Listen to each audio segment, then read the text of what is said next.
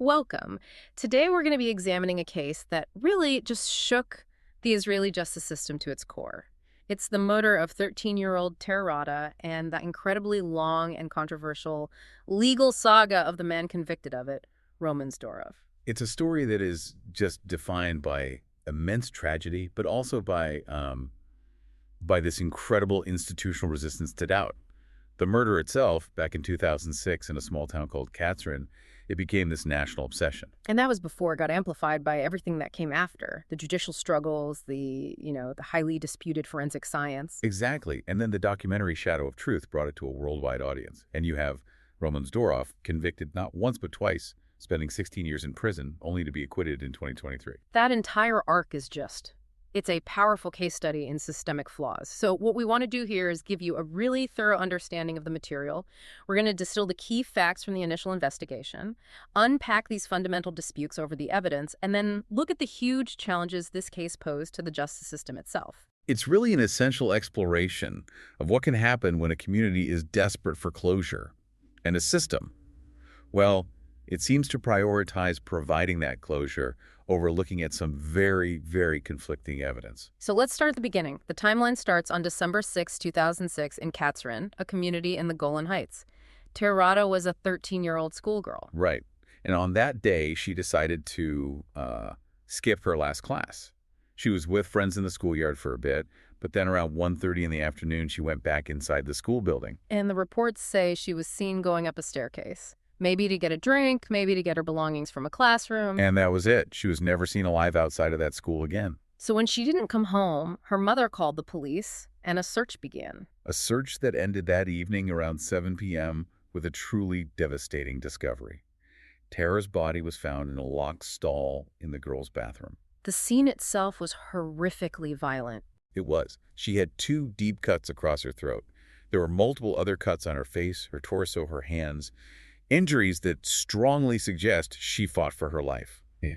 And the stall was small, so there was a lot of blood spatter. The initial phase of the police investigation, it seems like it was all over the place. They were cycling through theories and suspects very, very quickly. That's precisely right. In the first few hours, the police thought the perpetrator was probably a classmate, someone Tair knew from school. But they dismissed that almost immediately. They did. Then they detained a homeless man. A few days later, the school gardener. But both of them had solid alibis and were released pretty quickly. And that's when they pivot to Roman Zadorov. He was a 29-year-old immigrant from Ukraine. Yeah, he was working at the school as a floorer for a contractor. He was detained for questioning on December 11th, which was only 5 days after the murder. The focus on him was incredibly fast. It was swift, and for the investigators, it was absolutely conclusive. By December 19th, just 2 weeks after the murder, the police held this big press conference. Right, and they announced he was the prime suspect. They did more than that. They publicly stated that he had confessed to the murder and had even participated in a detailed reenactment of the crime. For the public, that was it. Case closed. But here we get to the first really crucial point of instability in this whole case. That public announcement was undermined almost instantly. The very next day, Zadorov's attorney told the police that his client had recanted his confession. He said it was coerced, that it was false. This is so fundamental to understanding the next 16 years of legal battles. It is, because he later recanted his second alleged confession too. And when the indictment was finally filed, Zadorov had refused to sign any formal confession document at all. So the prosecution went ahead without a signed confession. They did. They proceeded based on the testimonies of the police officers about what Zadorov supposedly said and did during the interrogation and the reenactment, not on a signed document. And then there was the problem of motive.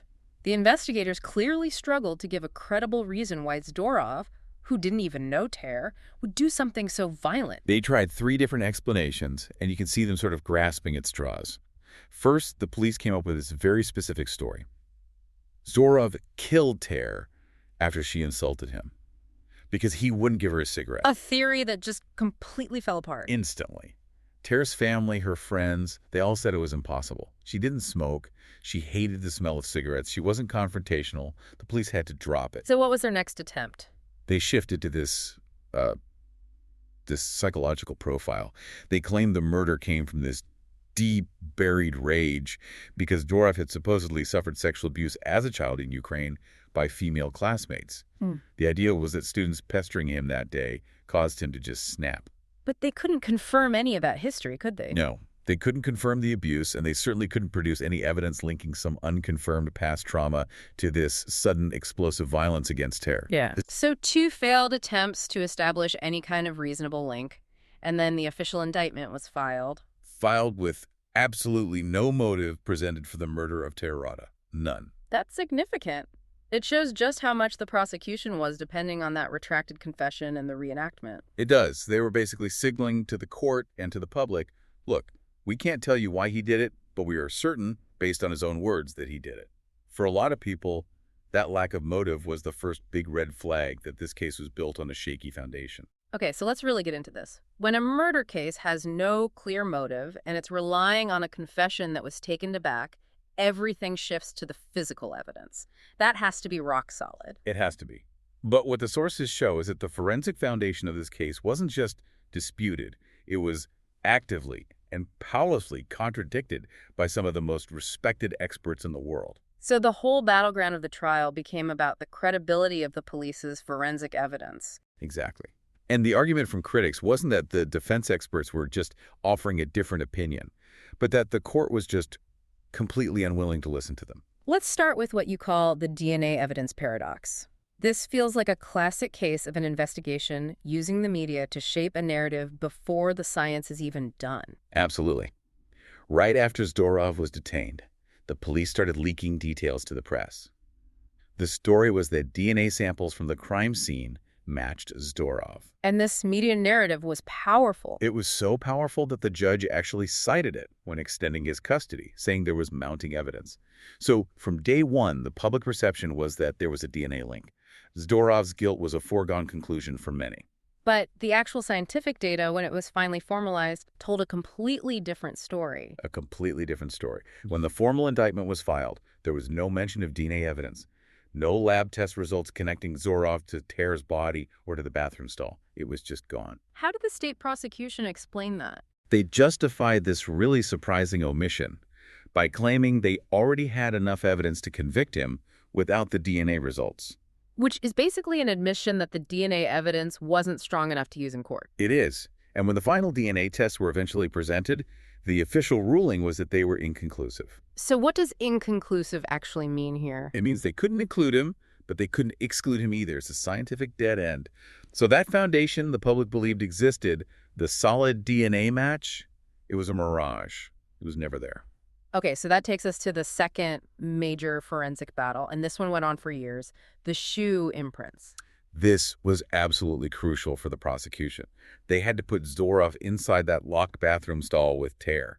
Their expert, a man named Yaron Shor, claimed he'd found bloody footprints on Tair Rada's jeans. And he claimed they matched Zadorov's shoes. Specifically, his Salamander brand shoes, the pattern, the size. If that was true, it would be powerful physical proof of contact during the murder. But the defense brought in some heavy hitters to challenge this. They did.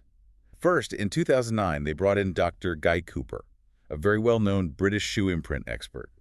Dr. Cooper's testimony was that the stains on the jeans, you couldn't even say for sure that they were shoe imprints, let alone that they were Zadorov's. But the court dismissed his testimony. They did. So in 2013, the defense went even further. They brought in William Bodziak, An FBI veteran. He's arguably the most respected shoe imprint expert in the world. Exactly. And Bodziak's testimony was even more damaging to the prosecution's case. He argued that the imprints were way too incomplete and distorted to be matched with any certainty to Zadorov's shoes. So technically, what was his objection? He said for a conclusive match, you need specific, repeatable marks. Not just the brand and size, but the unique wear patterns from that one specific shoe. Bodziak's conclusion was that the stains just didn't have enough data points. He said the police expert's identification was basically scientifically unsound. And yet, even this testimony from a global authority on the subject was rejected by the Nazareth District Court. Not just rejected, they fiercely criticized him. In their supplemental judgment, the court called Bodziak's assertion embarrassing and fundamentally flawed. Wow. And that rejection is a really key indicator of the judicial mindset in this case. The court seemed determined to protect the original conviction, which was based on the confession, rather than accept scientific challenges to the physical evidence that was supposed to back up that confession. Let's move to the third piece of physical evidence, the hair samples. This is evidence that didn't just fail to point to Zadorov, it actively pointed away from him. The hair evidence is startling. It really is. Investigators found hair on Tair Rada's body. When it was analyzed, it was confirmed that this hair belonged to 3 different unknown people. 3 different people, and none of them were Roman Zadorov. None of them. So if you believe the police theory that Zadorov was the lone killer, how do you explain that? The presence of 3 unidentified DNA sources points to a completely different crime scene. And there's a procedural detail here that is it's frankly shocking. It is. Not all of the hair found at the crime scene was ever even tested for DNA. Why not? Because the police, as soon as they got Zadorov's confession, and he did the reenactment, they told the state forensic lab to stop all further testing. That included additional hair samples they had collected. They just stopped the investigation cold. The moment they thought they had their man, it meant that potential DNA evidence that could have maybe identified those 3 unknown individuals, it was just left on a shelf. For critics, this was a profound failure of due diligence. It suggests the goal had shifted from finding the truth to simply confirming the narrative they had already decided on. So the judicial process that Zadorov went through was long and complex, and it seems to have been defined by this powerful tendency to just keep reaffirming the original conviction no matter what new doubts emerged. That's a very good way to put it. The first conviction came in September 2010. The Nazareth District Court found him guilty, sentenced him to life in prison. And again, this was despite him having recanted his confessions and never signing anything. And the judges were certain. Uncompromisingly so. The 3-judge panel, which was headed by a judge, Yitzhak Cohen, wrote that they had no doubt Zadorov was the murderer. They slammed his testimony during the trial, calling it full of lies and manipulations. He was even convicted on a separate charge of obstruction. It's the court's approach to the lack of motive that's so fascinating. In most legal systems, a complete absence of a credible motive would seriously weaken a case like this, one that's based mostly on a retracted confession. You'd think so. But the Nazareth court specifically ruled that the lack of any motive was no object to the conviction. They essentially said that the evidence of his actions, the confession, the reenactment, the police experts' take on the shoe prints, was enough, regardless of whether anyone could explain why he would do it. That really confirmed the fears of critics, didn't it? That the court was prioritizing the confession above all else. It did. So Zadorov immediately appealed to the Supreme Court. And in March 2013, the Supreme Court did something pretty unusual. It remanded the case back down to the Nazareth District Court. It wasn't an overturning of the verdict, but a demand for another look. Exactly. It was a signal from the highest court that the evidence around 2 key areas, the shoe imprints and the nature of the murder weapon, was not settled. This remand is what allowed the defense to bring in Bodziak for the footprints and also a pathologist named Dr. Maya Foreman-Resnick to analyze the wounds. The expectation then must have been that the district court would take this new testimony seriously. That was the hope. But that's not what happened. In February 2014, the Nazareth District Court came back with a supplemental judgment that just doubled down. They convicted him again. And they rejected all the new expert testimony. All of it. They explicitly rejected Bodziak, who they, as we said, publicly criticized. This second conviction really cemented this perception of an immovable judicial resistance at the district court level. So the final appeal goes back up to the Supreme Court in late 2015, and this time it results in a really controversial 2-to-1 split decision. That kind of division in the highest court suggests just how much doubt there was. A huge amount of doubt. The majority opinion, the one that kept Zadorov in prison, focused on 3 things. First, aspects of a confession he supposedly made to a confidential informant in his cell. Second, his confession to the police interrogators, despite the retraction. And third, his participation in reenacting parts of the crime that weren't public knowledge. The inside knowledge argument. Right. The prosecution argued that proved he was there. But what's interesting is that even in that ruling, the Supreme Court seemed aware of the public's suspicion. They acknowledged it. They did. The ruling explicitly mentions the widespread public rumors that local teenagers had committed the murder and that Zadorov, as this working-class immigrant, was just an easy scapegoat, a fall guy. The fact that the court noted this massive public skepticism but still upheld the conviction, it just shows you the enormous weight they gave to the police's conclusions. But the pressure didn't stop. It just kept building for years, driven by the media and public activists. And that led to a major turning point in May 2021. That's when the Supreme Court did something truly unprecedented. They ordered a full retrial. Justice Hannan-Melzer ruled that the cumulative effect of all the new evidence and all the questions raised was enough to establish reasonable doubt. An extraordinary moment. The institutional armor was finally cracking. It was. And that retrial process took almost 2 years, finally culminating in March of 2023. And Roman Zadorov was acquitted? He was. Acquitted of the murder, again by a 2-1 decision, but this time the majority ruled there was reasonable doubt. After 16 years, he was finally free. The system finally acknowledged that the evidence was just too weak to sustain a conviction. And this is where the story broadens out. It moves from being a dispute over evidence in a single case to a full-blown crisis of institutional integrity. The sources show that the investigation was tangled up with all these later allegations of misconduct and a real lack of accountability in the justice system. Right. This part of the story really shows the systemic conflicts. The Zadorov case shone a very bright light on this reluctance within the state prosecution and, among some judges, to tolerate any challenges to their authority or to admit they might have made a mistake. Let's start with the Judge Yitzhak Cohen affair. He was the head of the panel at the Nazareth District Court that convicted Zadorov twice. Judge Cohen resigned in November 2014. It was shortly after the police recommended he be prosecuted for sexual harassment of a female attorney in his chambers. The timing was obviously critical, coming right in the middle of all the scrutiny of the Zadorov appeals. And it went higher than just him, right? It did. The justice minister ordered a probe to see if other high-ranking legal figures, including the state attorney at the time, Moshe Lador, had tried to cover up the harassment allegations. So this scandal directly connected the Zadorov judicial process to broader issues of ethical misconduct and a lack of transparency at the very top. And that crisis of integrity only deepened with the affairs involving the key forensic experts, Dr. Maya Foreman-Resnick and Dr. Hen Kugel. It really did. A prominent law professor, Mordechai Kremnitzer, put it very bluntly. He said, "The conduct of the prosecution is scary. The state prosecution is not seeking the truth." So let's break down the situation with Dr. Foreman-Resnick. She was a senior forensic pathologist, and her testimony was a huge problem for the prosecution. A huge problem. She testified for the defense that the wounds Tair sustained could only have been made by a serrated knife. This was a direct contradiction of the prosecution's central claim that Zadorov used a smooth-edged Japanese knife he owned. And that distinction is critical. It's everything. Because if the weapon was serrated, then Zadorov's alleged murder weapon was physically incapable of inflicting those wounds. But instead of just arguing against her findings in court, the chief state prosecutor at the time, Shai Nitzan, was accused of professional retaliation. That is the core accusation. Nitzan allegedly tried to impose professional restrictions on Dr. Foreman, trying to stop her from appearing as an expert witness in any future cases, essentially trying to cripple her career. It was widely seen as direct retaliation for her giving an honest opinion that undermined their case. And there was political pushback on this. Intense pushback. The Minister of Health, Yael German, actually intervened.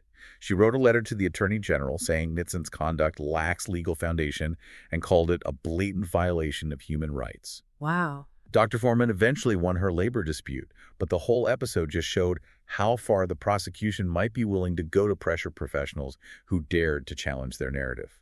And that brings us to the second, and maybe even more explosive, scandal involving Dr. Hen Kugel. He's the director of the State Forensic Institute. The head of the very institution responsible for the state's forensic analysis.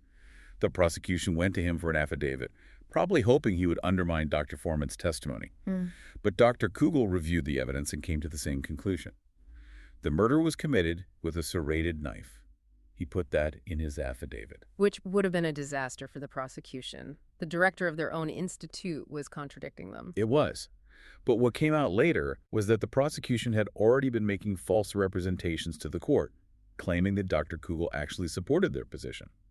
And the court had relied on that claim. So when Kugel submitted his real affidavit, what did they do? They first tried to gag him. Then they tried to heavily edit the document before it was filed to sort of water it down. When the real unedited affidavit was finally made public, the severity of this became clear. It did. Legal experts immediately started raising concerns that the prosecution's actions making false claims to the court and trying to alter expert testimony amounted to witness tampering. And then Dr. Kugel himself spoke out. He did. In a December 2015 interview, he said, quote, "I am intimidated by the state prosecution." And you just have to stop and think about that. This is the director of a major state institute saying he is afraid of his own government's lawyers. All of this led directly to this crisis of oversight, centered on a retired judge named Hila Gerstle. Right. She was the commissioner of prosecutorial oversight. Her job was to review the conduct of the state prosecution. And she issued a report specifically on their handling of the Kugel affidavit. She found that they had engaged in tampering with witnesses and obstruction of justice. Her public statements about it were astonishing. She did not pull any punches. She publicly accused Chief State Prosecutor Nitzan of not saying the truth and of producing a report full of falsifications. I mean, it's a clear finding from the oversight body that the head of the state prosecution was being dishonest about a high-profile murder case. What was the institutional response to a finding that damning? The walls went up. The resistance was immediate and total. The Attorney General backed the prosecution.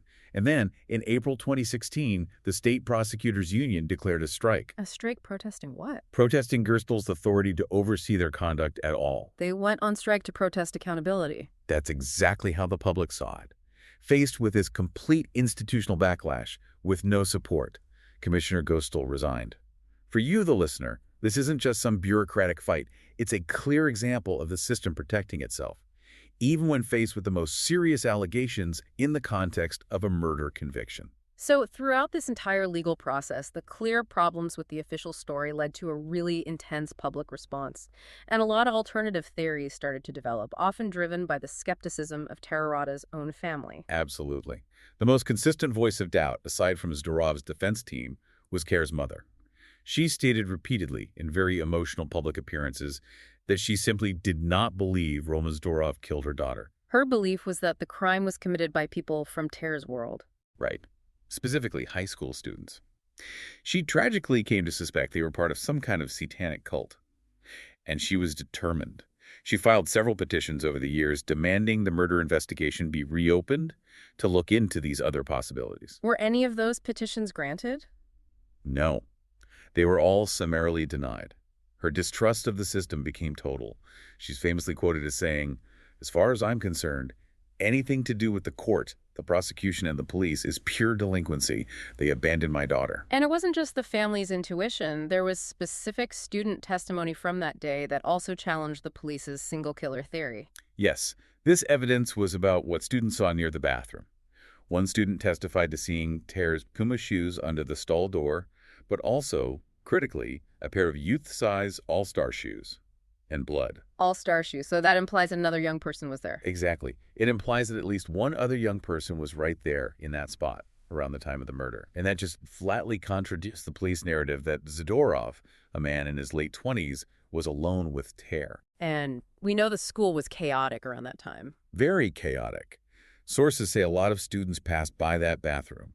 Some reported hearing noises or noticing the locked stall, but their accounts were all sort of brushed aside once the police got the confession from Zadorov. But you add it all up, the other people present, the 3 unknown hair samples, and you can see why the public was so open to the idea that the real killer was never caught. By 2015, this had become more than a legal case. It was a social cause. Oh, definitely. There were large, ongoing demonstrations all over Israel in support of Zadorov. An international petition calling for his pardon was launched, and it got endorsements from figures like Professor Noam Chomsky. The case became a global symbol of a potential wrongful conviction. But the single biggest catalyst for blowing this case wide open again was the documentary series Shadow of Truth in 2016. That series was a game changer. It was a brilliant piece of investigative journalism that just meticulously laid out all the flaws we've been discussing, the DNA paradox, the hair, the serrated knife argument. It brought all of it into sharp public focus. But the final episode introduced a completely new and, frankly, shocking element. The testimony of a man the media called A.H. A.H. came forward and claimed that his ex-girlfriend, a woman called A.K., had confessed the murder to him back in 2012. He said she showed him a knife and blood-soaked clothes. So based on this, A.K. was arrested on suspicion of Tair's murder. She was. But then, once again, the investigation just seemed to hit a wall at a critical moment. What happened? While A.K. was under house arrest, she attempted to kill someone else. She was then committed to a psychiatric hospital, which effectively stopped any real interrogation about the Tair Rada murder. Yeah. The documentary creators and AH claim the investigation into her was deliberately whitewashed by the authorities. The state attorney in the Supreme Court eventually dismissed AH's testimony as unreliable. They did, but it was too late. The public distrust was already set in stone. The case created this massive polarization. You had the chief state prosecutor, Shai Nitzan, publicly attacking the documentary, calling it a danger to democracy. And the creators fired back. They did, saying, "He who thinks that freedom of speech endangers democracy is a danger to it himself." And that public clash really captured the whole conflict. An increasingly defensive justice system against a public that was just demanding answers and transparency. So if we try to connect all of this to the bigger picture, the Zadorov case really is a profound cautionary tale, isn't it? It's about the dangers of a justice system that seems more focused on protecting its own conclusions than anything else. It absolutely is. It raises these fundamental issues about false convictions, and it shows the powerful, sometimes overwhelming reliance on confession evidence, even when it's retracted and contradicted by physical evidence, like those 3 unknown hair samples. This whole saga also gave us a really clear insight into institutional behavior. It showcased the extreme pressure and really a total lack of accountability for the state prosecution. The fact that they face credible allegations of making false statements to the court, of trying to silence expert witnesses, and then successfully fought off independent oversight, it shows that the system's impulse for self-preservation was just immense. Zadorov's acquittal in 2023 was obviously a personal vindication for him after 16 years, but it didn't really resolve the crisis for the community. For you, the listener, this analysis shows how systemic problems, media, and public distrust can all collide in a case like this. Especially when the initial investigation seems rushed, when it prioritizes a quick arrest over a thorough search for the truth. So what does this all really mean? Roman Zadorov was legally cleared, but the source material is explicit. The tragic identity of Tair Rada's killer remains an unresolved question. It continues to challenge the system and the community of Katsarin. All those inconsistencies we've detailed, the serrated knife, the unknown hair, the student testimony about other shoes, the aborted investigation into AK, they all point to other layers of this story that still haven't seen the light of day. The question that lingers is, when a conviction is overturned like this, and the original investigation is proven to be so deeply flawed, does the justice system actually have the will to genuinely restart the search for the truth? Or are some painful cases just closed forever? That's the question that remains unanswered. Thanks for listening.